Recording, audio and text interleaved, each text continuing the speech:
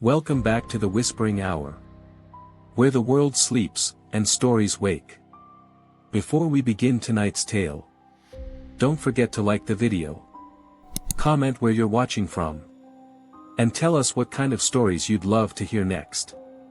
And subscribe, so you'll be here when the next story wakes. Now, let's begin. They said the bus was the last calm thing left in that part of the country. It ran only when the town's few regulars needed it, and the schedule was a rumor most of the year. On the night he boarded it, the world outside the windows had blurred into the sort of rain that cleans things and leaves them smaller. There were 5 seats left in the back, and 5 bodies fit into them as if each had been shaped for the place. They were not friends. They were passengers.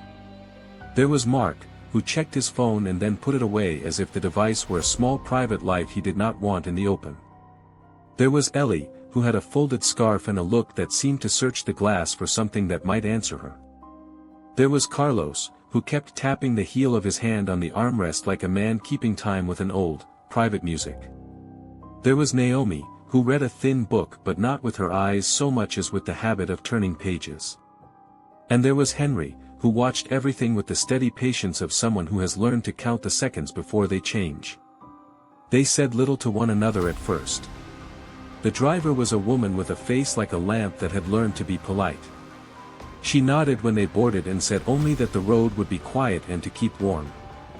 The engine was a tired thing, and the old bus smelled of wet coats and the slight sweetness of canned tea. When the town was left behind, the asphalt opened into a country stitched by hedgerows and low houses that breathed light now and then. Somewhere at the edges, neon lost its patience and the world became mostly dark. The passengers watched their reflections move across the glass and tried not to notice one another. They were comfortable in their separate silences. About an hour in, the bus slowed. It did not stop at a sign or a light. It stopped because a small shape had crossed the road. A dog, some said later. A shadow, others said. But in the moment the bus slowed, all 5 of them looked up at the same time. Outside, there was only the shine of wet tarmac and a lantern that someone had left on the road's shoulder. It burned not with flame but with a steady, shallow light, the color of old coins. The driver clicked a half-smile and said, "We'll wait." They waited. The light did not move. The dog did not come. The rain softened to a hush against the metal. After a few minutes the bus pulsed and the driver spoke softly into the radio. Her voice was a small thing that returned to the seats as a private detail. When she finished, she turned and said, "Tonight will be a slow one. Be ready for detours." They did not ask what that meant. They did not need to. The bus eased forward again, and the lantern remained on the road like a careful suggestion. It was the sort of image that lodges itself later and becomes a doorway in a memory. At the back of the bus, Henry noticed a smear on the glass like the trace of a face wiped away. He spoke only to himself and then to the air, which is how some people keep fear from becoming company. He said, "We should be at the next stop in 20 minutes. Ellie thought of a clock someone had given her as a joke, the sort with hands that did not move. She felt the hollow of waiting inside her chest. Mark kept looking at the phone but did not touch it. He was checking something he could not find. Carlos tapped a beat that seemed to want to become a song. No one spoke for a long time. Outside, the highway took the bus through a flirtation of towns that had forgotten how to be loud. They passed a service station with a sleeping dog in the doorway. They passed an old cinema with its name gone and only the electrical bones of its sign left. And then the road narrowed and wound. The bus moved slower as the trees leaned close and the world felt reduced to a single ribbon of headlamps. The driver turned on the interior light for a moment and then off again, like someone drawing a curtain and then letting moonlight return. When she did, Mark noticed something small at their feet. At first he thought it was a flake of paper. Then he saw the edges were brittle like an old photograph. He picked it up. It was a ticket. Not a bus ticket. A paper ticket stamped with a number. 5 after midnight, it read in small type, with a tiny emblem of a clock face that had no hands. He turned it over in his fingers and then slipped it into his pocket. No one else saw. Or they saw and said nothing. Maybe they were saving the sight for a grave later. When the bus took the curve, a wind moved through the windows, and the lights outside breathed like lungs. A mile or two on, the driver slowed again. The lantern that had been on the shoulder now stood in the middle of the lane. No one had placed it there. It had been and was not. The bus stopped. The driver turned and looked at them, her smile without teeth. "The road wants its dues," she said.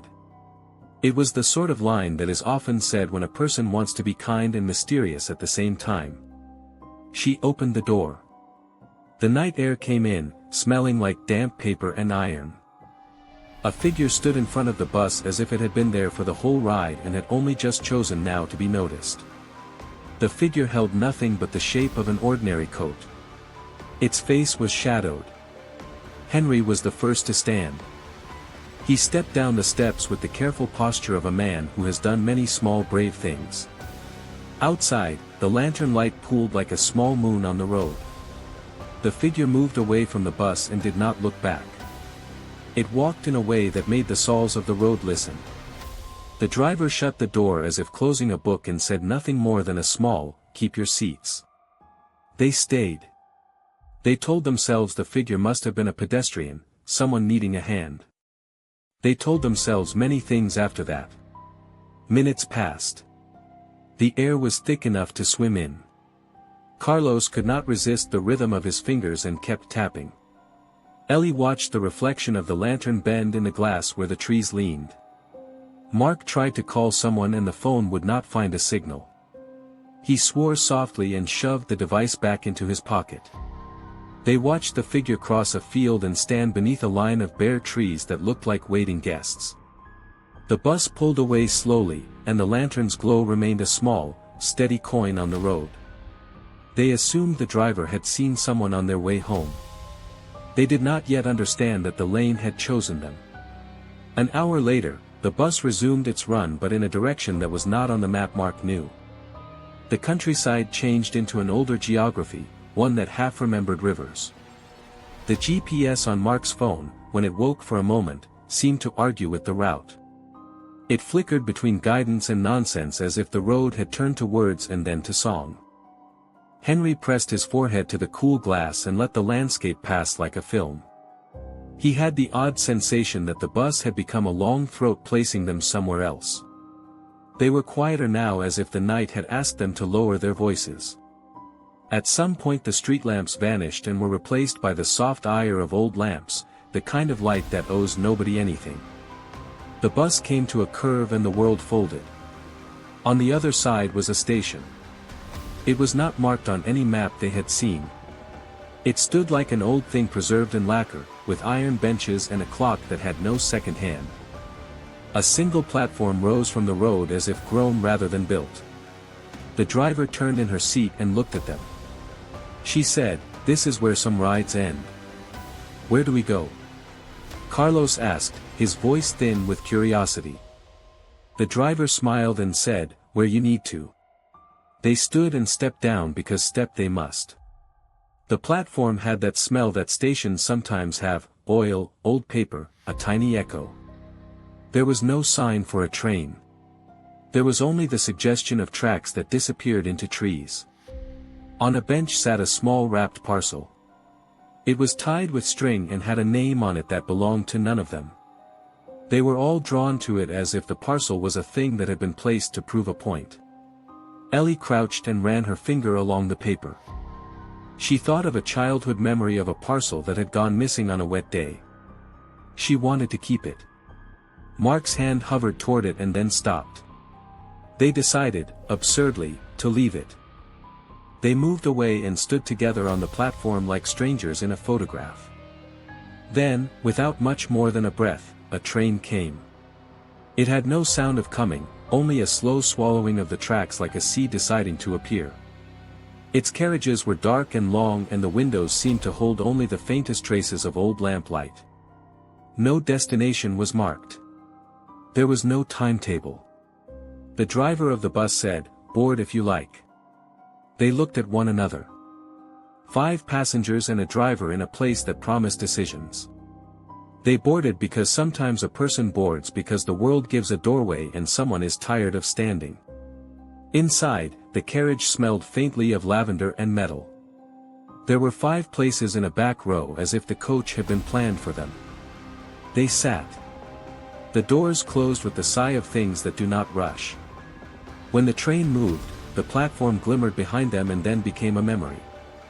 The carriage shook a little and then steadied. They were traveling with one another in a small sealed life. For a while there was only the mention of country rushing past like paint through a window. They spoke then with voices that belonged to people on long trips. They exchanged small facts, where they were going, what they did, how sometimes they had sat on other buses and made other choices. It was conversational in the way of a long smoke. Henry told a story about an old watch that had stopped at a time someone found significant. Ellie recited a line from a poem she loved and then pretended to forget it to see if others would help her. Carlos hummed a tune that made Mark look up and laugh, and the 3 of them felt briefly like people who had chosen solace. A woman in the seat across the aisle smiled and pressed a coin into Naomi's palm as if paying a debt. Naomi held the coin with the kind of awe one reserves for little luck. But the carriage was not only warmth. A sense of being moved marked them like a hand on the back of a neck. Time in that coach had a different texture. The clock faces in the windows were not clocks at all, but small moons that changed with intention. At the boundary between 2 towns the train slowed and a man got on. He was a conductor without a hat, and he carried a small ledger fastened to his wrist. He did not look at them but flicked his pen as if making a list for someone who liked his order kept. He wrote names, he wrote numbers, and he made a small sound that was like an amused cough. When he reached the back of the carriage, he paused and his eyes slid over the 5 of them with a look like a man tasting a dish he might serve to guests. He rapped his knuckles on the window. He said, "You are on the 5th after midnight." Mark swallowed. He felt foolish for the thinness of the noise but let the discomfort sit like a small animal in his chest. "You mean," he said, "this is a scheduled run?" The conductor smiled the kind of smile that arrives before a person tells you a fact you will understand too late. "We run when the road remembers," he said. He scribbled something undecipherable and walked back down the carriage. They watched him go. Each of them felt the air move as if someone had rearranged the furniture of their breath. The train ran longer than any of them had expected. At times the windows showed fields, at times they showed faces of passengers that were not there when they had blinked. Once, in the green smear of countryside, Mark saw a child leaning out of a farmhouse window, waving. He waved back and then realized with a small stab that it had been a memory and not a child at all. Between stops, the carriage seemed to contract. Something moved in the thin spaces between seats. Henry touched the back of Naomi's hand as if to say that they were not alone and perhaps would not be alone for a while. When at last the train stopped, it stopped at a station with no name on a platform of white pebbles. They stepped out and the air smelled like a house after rain. Up close the place had the feel of a garden left to grow into itself. They followed a narrow path lit by old lamps to a house the size of a burden. It waited there with windows like eyes and a porch that seemed to breathe. The front door opened before they reached it, as if it had been expecting them. Inside, the house smelled of tea and old wood and the small honesty of things kept. A woman sat at a table and looked up as if she knew them. She said, "I have been waiting." Her voice was the type that makes whatever comes next feel chosen. She offered 5 cups of tea and 5 small plates of biscuits that might have been baked yesterday or 50 years ago, for the house kept its own calendar. They ate and drank and listened, and she told them a story. "It is a house that keeps travelers," she said. "It keeps what passes through and will not be gone." She told them the rules in a voice that did not ask for doubt. "You are welcome," she said, "as long as you do not try to bargain." She smiled and put down a small notebook.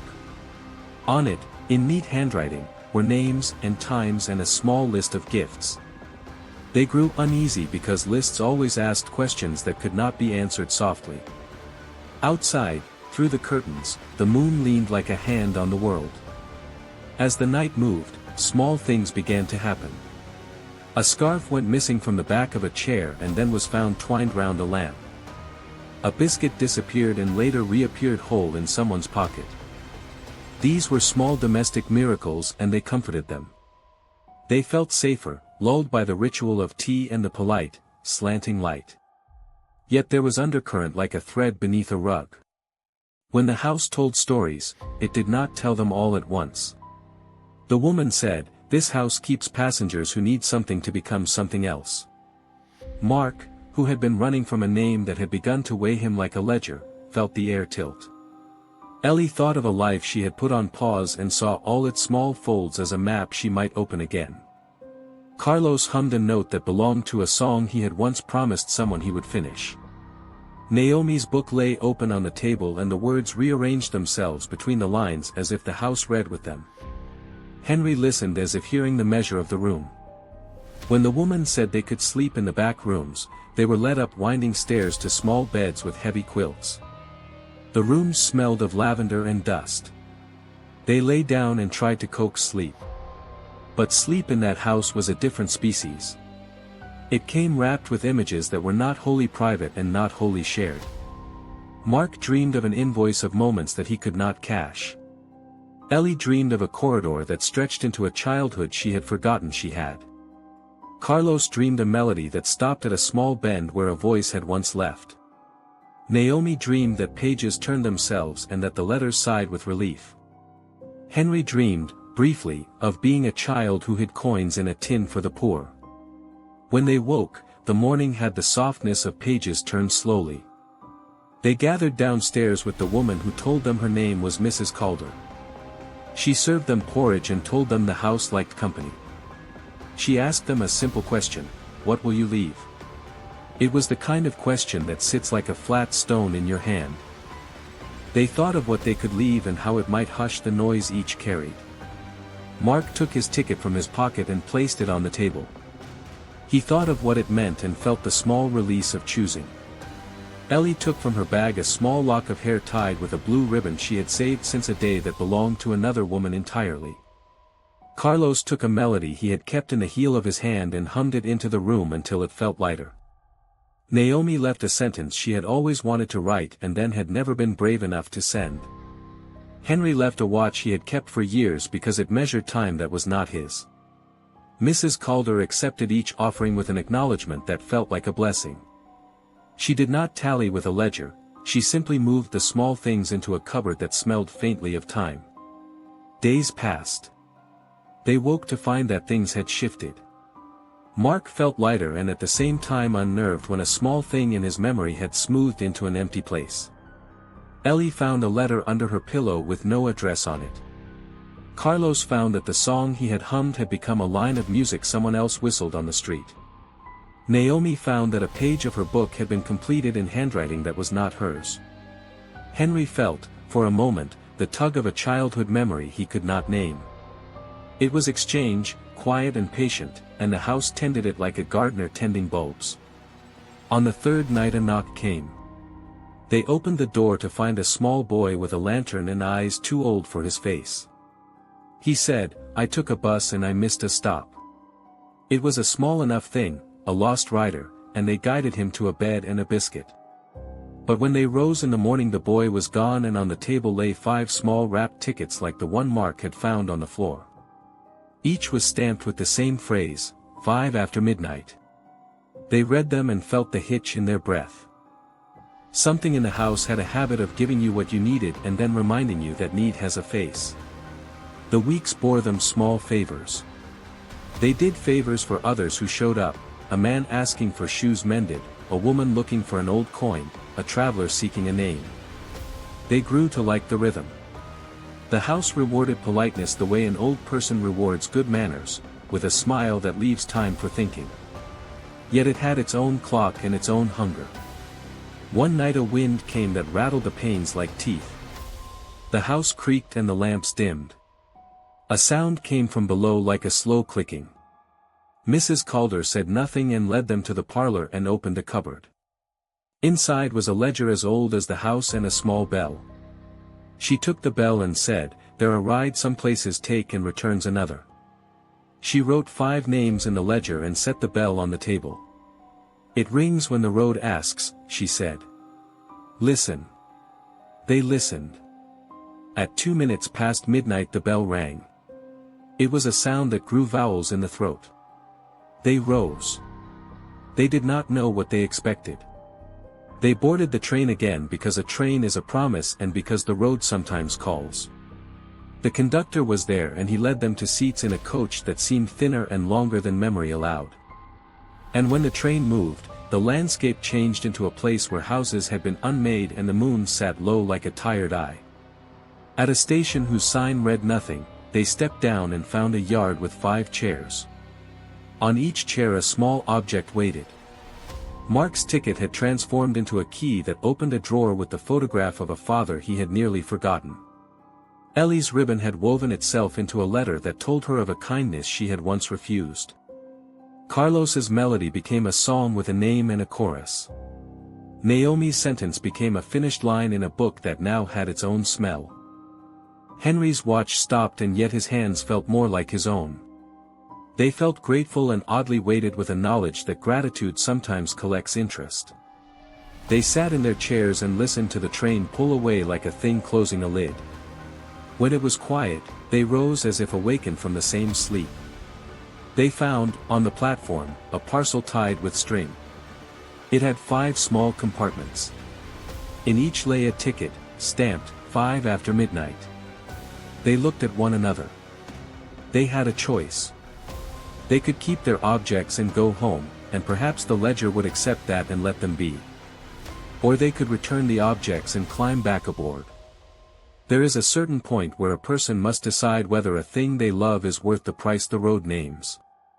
Mark thought of the photograph and felt an ache. Ellie thought of the ribbon and of all the small rooms of her day. Carlos thought of the tune and how songs sometimes ask you to finish them. Naomi thought of the sentence and how a sentence can become a life. Henry thought of the watch and the slow patience he had learned. They made their choices the way people make choices in a fog, with hands out and faith thin as thread. Mark tucked his key into his pocket and left. Ellie wrapped the letter in cloth and put it in her bag. Carlos hummed softly and kept the music in his throat. Naomi closed the finished book and touched its cover. Henry wound his watch and felt the small comfort of the tick. They walked toward the edge of the platform where the path returned to the road. There, the conductor stood and he said simply, "You have them now. Keep them close. The road will remember your names." They boarded the bus because it waited like a knowing thing and the driver smiled in a way that was heavy with kindness. On the return, the world on the other side was both the same and rearranged. They walked off the bus and into the rain that had sharpened. They would, in time, tell one another stories of what they had found. They would not speak of everything. Certain things are better left as a soft ache. In the weeks that followed, each found small changes. An old photograph found a place on a mantel. A letter read in the night wrote itself into a repair of a relationship. A tune became a song that other people sang. A sentence began to finish itself in the quiet corners of a bookshelf. A watch ticked with a patience that made the day less sharp. Yet, under those outward gifts, there remained an unease. For each kindness, there was an absence somewhere. A laugh that once lived in a neighbor's throat had been rearranged. A color that used to hold a part of a room had thinned. The ledger does not keep charity. It keeps balance. In the years to come, they would sometimes return to the platform. They would sit in the same seats and recall the hush of a train that runs when roads remember. They would laugh and finger the objects and feel the memory like a small tool.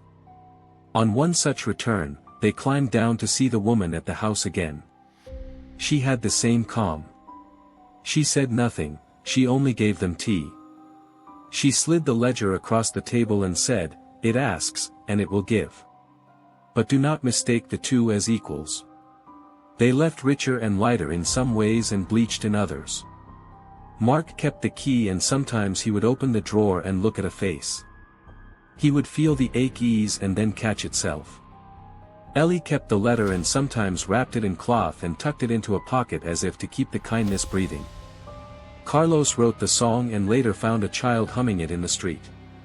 Naomi's sentence became a small book in a shelf that someone later read aloud.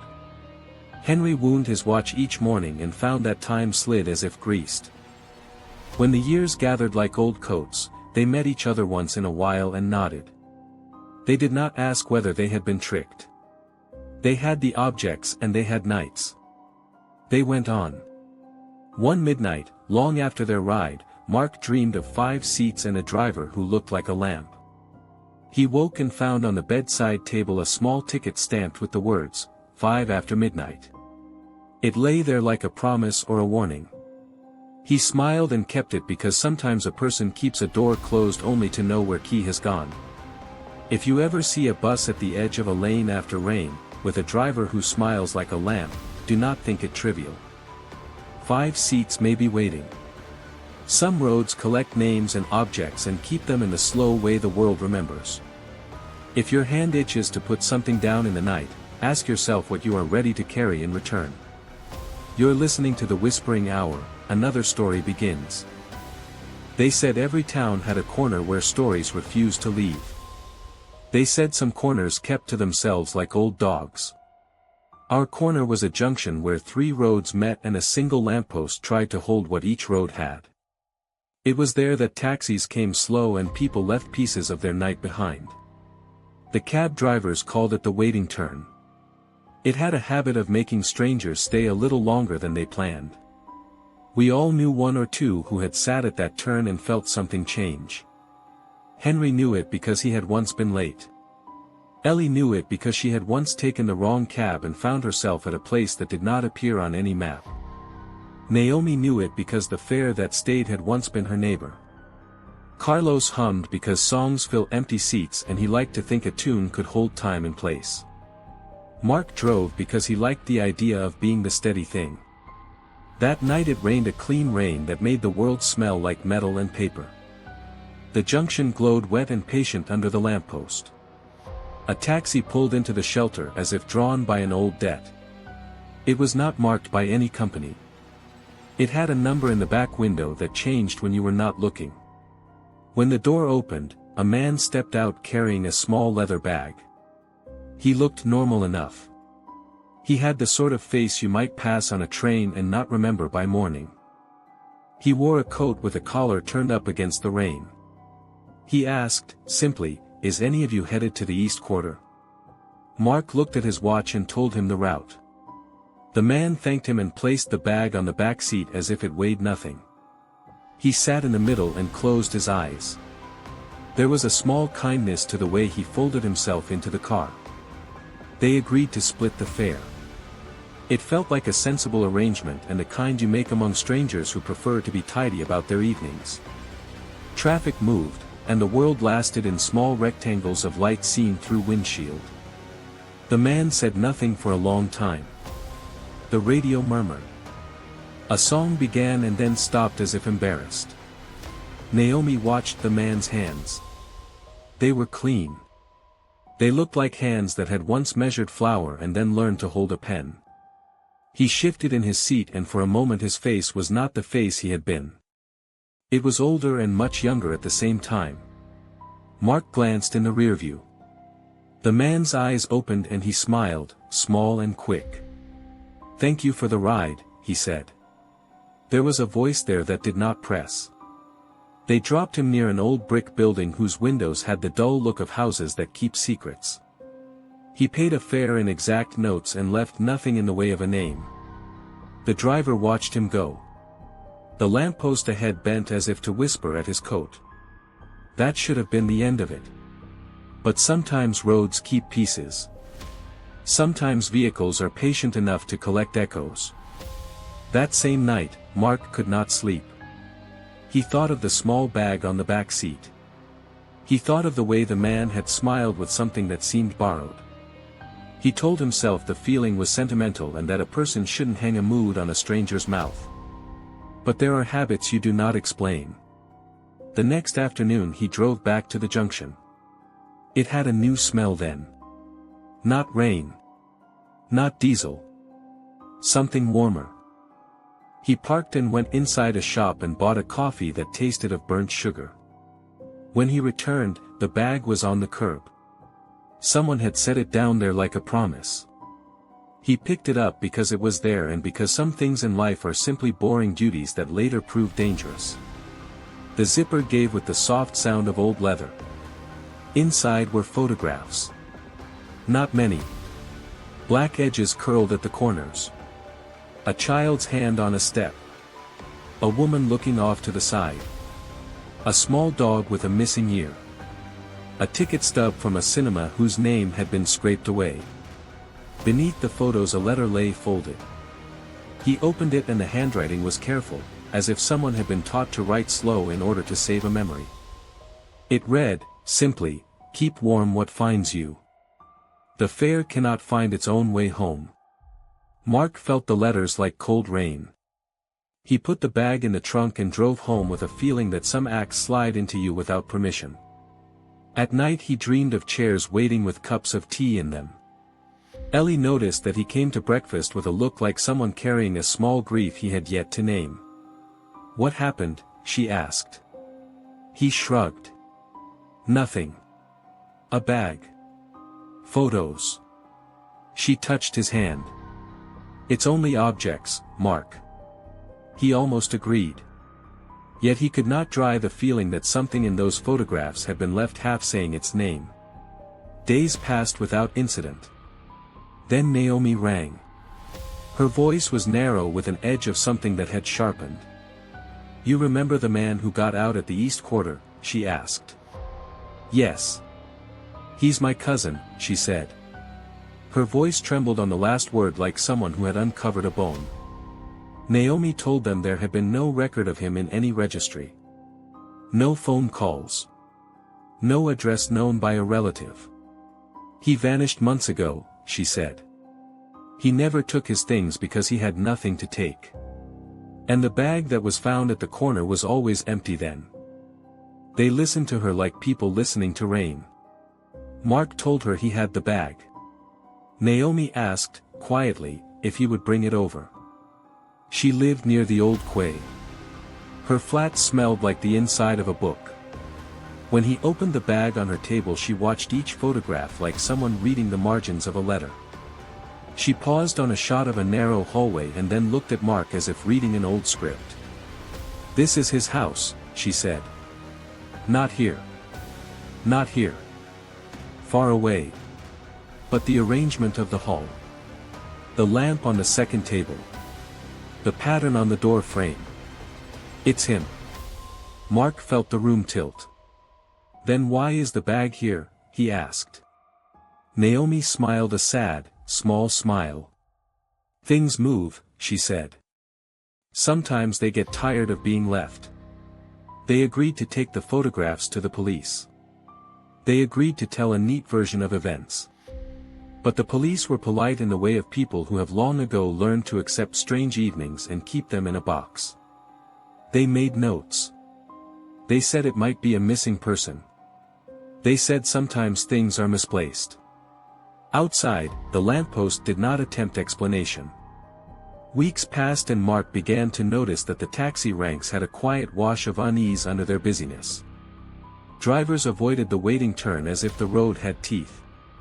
Others spoke in ways that left out whole sentences. One old driver muttered that a fare that stays finds ways to attach. Another said that once you give it shelter, it remembers you. Then Ellie saw something.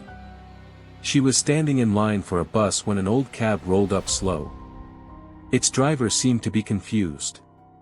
He got out and looked around like a man who had misplaced a face. In the front seat lay a single photograph.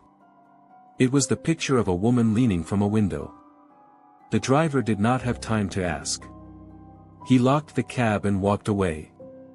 People later found him several streets over sitting on a step with his head in his hands. They told him there had been a smell. A perfume. A promise.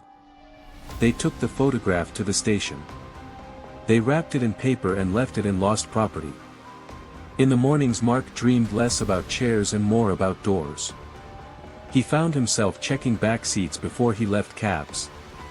One evening Naomi invited them to her flat and asked them to sit with the photographs spread like a deck. "Look," she said, pointing. "This one, I think it's the Quay house.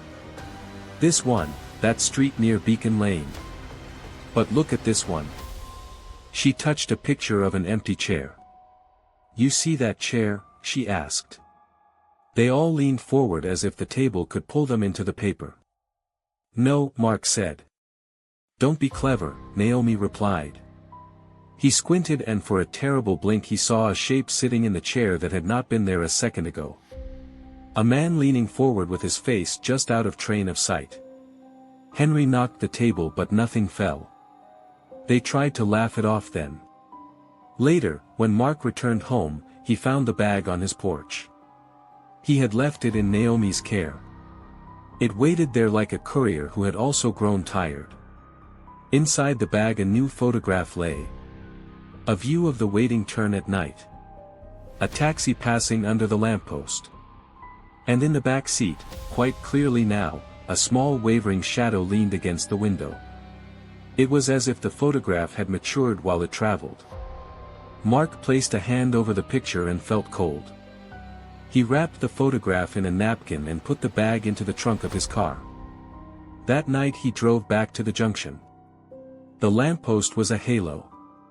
The waiting was a living thing. A taxi passed and the driver's window shone like an eye. As he watched, the passenger in the back looked out and for the first time seemed to see him. Mark blinked. He drove on. A week later Ellie called him. Her voice was thin as paper. "I saw a man by my window," she said. She had locked her doors. She had checked the mirror. "He was sitting on my staircase," she said. "Not there when I turned. But sitting when I blinked." Mark felt the bag under his shirt like a second heart. They compared notes the way people compare weather. It tasted like a caution. Then Naomi told them the story of the fair that stayed. She had been small when it happened, she said. An old uncle used to take late-night shifts driving a taxi. One night a man with a soft voice entered his cab and hugged himself like someone in need of warmth. The uncle had given him a blanket and dropped him at the waiting turn. The man never left. At first he was a rumor. Then an ache at the edge of the road. Then a thing of more stubborn shape. He was just there, Naomi said. Until the uncle would see him get into his car and then later find the seat empty and the meter quiet. Sometimes he left small things on the seat. Coins. Buttons. Little notes. And then one night the uncle stopped telling the story. Mark listened and then the bag in his trunk felt like a hand. That same night his cab pissed dark after midnight, something scratched the inside of the boot. A sound like paper moving. He pulled over and lashed the trunk open with a curse. There was nothing. Only his own breath, ragged, and the streetlight gone a pale color. He closed the trunk and drove home. At the stoplight a child on the sidewalk looked at him and then turned away as if embarrassed to know him. In the morning he found a photograph between the pages of his newspaper. It was one he had not seen. A view of a dining chair with a jacket draped across its back. He used to have that jacket. He did not remember lending it. They started sleeping with doors double-locked and windows closed. Naomi began to dream in a tongue that translated to images. She would wake and write what she remembered like a diary, but more like a ledger. She wrote the times the lamppost blinked and the hours the taxis seemed to hold their breath. Carlos began to hum a different tune. It was thinner and had spaces in it where a voice might sit. Ellie stopped taking late rides alone. Henry wound his watch until the spring loosened and refused to wind no more. One night, wanting to be decisive, they all went together to the junction. They walked under the lamppost and held the bag between them like a talisman that needed re-anchoring. The rain had stopped and the world smelled of something that was neither clean nor rotten. The taxi ranks were empty like a mouth after the meal. They stood in a line and waited because some things expect a ceremony. At the far end a taxi turned and came slowly toward them. The number in the back window shimmered and then settled. The driver saw them and slowed until he stopped. He looked tired. He opened his door and said nothing. A man stepped out. He wore the coat the same way people wrap themselves in old stories. He looked at each of them as if choosing an entrance. His eyes found Naomi first. He smiled that small, quick smile. "You have my bag," he said. Naomi's hands shook. She did not reply. He placed a hand on the bag as if confirming something. "Thank you," he said. Then he walked toward the lamppost and sat on the low curb. He set the leather case down and opened it. The photographs slipped out like cards from a deck. One by one he set them on the curb and they formed a line. This ritual seemed both ordinary and sacred. Mark felt a pressure at the back of his mouth. "You can take them," he heard himself say. The man looked at him with eyes like stirred water. "I cannot," he replied. "You ask for a ride and you receive a place. I have nowhere to keep what I have remembered. It stays until someone else can keep it for me." He tapped his chest. "You all have kept pieces," he said. "You have the photograph of the dog. The coin. The ribbon. It collects."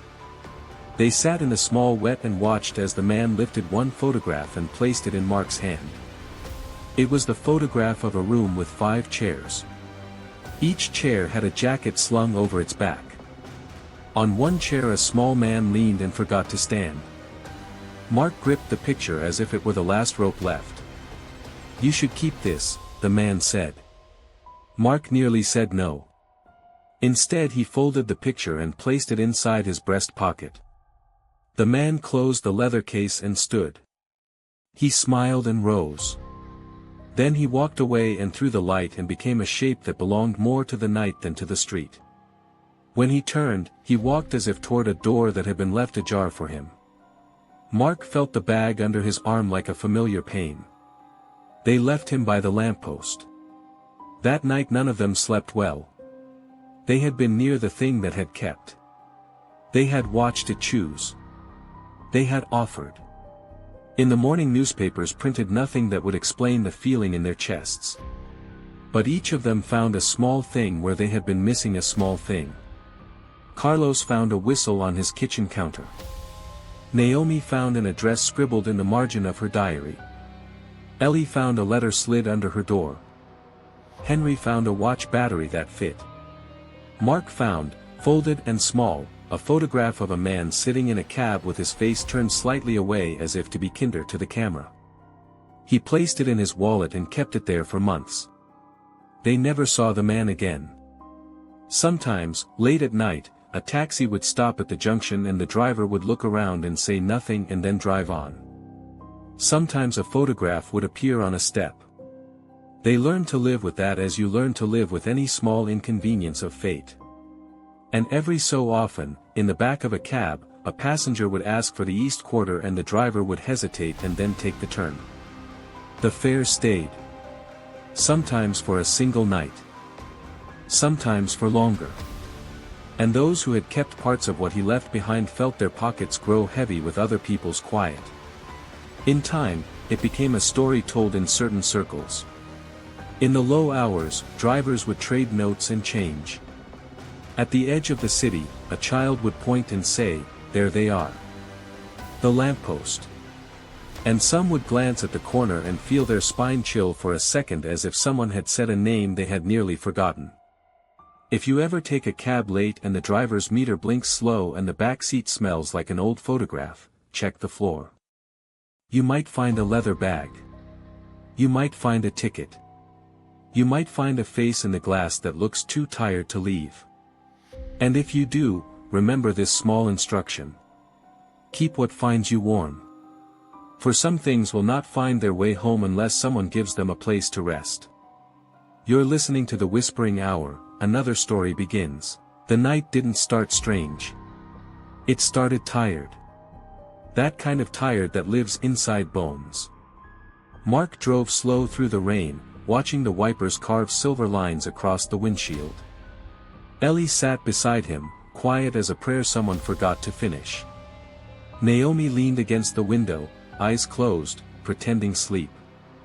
Carlos hummed under his breath, the way he always did when silence grew too heavy. And Henry wound his watch again, though they all knew the watch had stopped keeping time weeks ago. They didn't speak much these days. Some silences grow roots. They'd been through enough to know when the night was listening.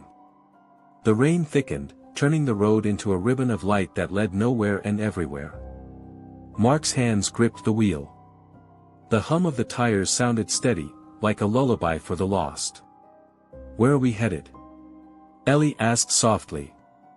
"Home," Mark said. But even he didn't sound convinced. Because home had become a word without a door. Naomi opened her eyes. "Do we still have the bag?" Carlos nodded. "In the trunk." They didn't need to say whose bag. Everyone knew. The fare that stayed. The man who left pieces of himself in photographs. The one who made them keep what wasn't theirs. They had tried to return it. But it always found its way back. The sky was the color of ash. No moon. No stars. Only the reflection of their own headlights on the wet road. Then, a sound. Soft. A bell, faint as memory. They looked at each other. No one spoke. The bell rang again. 5 slow notes. Mark swallowed. "It's the same." "The same as what?" Ellie asked. He didn't answer. Because saying it would make it real. A few miles ahead, a sign appeared. A white board with black paint peeling like old skin. 1 seat left. Henry frowned. That wasn't there before. Naomi leaned forward. "Maybe it's for a theater." Carlos shook his head. "Or a bus." Mark kept driving. The word stayed behind them but the feeling followed. When the road curved, they saw it. A small building by the bend. Dim light leaking from dusty windows. A single bench outside. And beside it, a bus. Old. Colorless. Waiting. "Don't stop," Ellie said quickly. But Mark's foot had already eased from the gas. The bus door opened with a hiss. No one stepped out. Yet the air shifted like someone had entered the room. Naomi whispered, "It's the same bus. The same one from that first night. The one that had taken their names and never returned them. The one with the conductor who spoke softly and wrote slowly." Carlos's voice cracked. "Why is it here?" Henry wound the watch again. Tick. Tick. Nothing. Mark parked. The headlights fell across the side of the bus. The words faint but visible under layers of dirt. "Midnight Line." The windows were fogged from the inside. Shadows moved behind them, faint and slow. Ellie clutched her scarf. Her voice barely a whisper. "There's someone in there." The bus door opened again.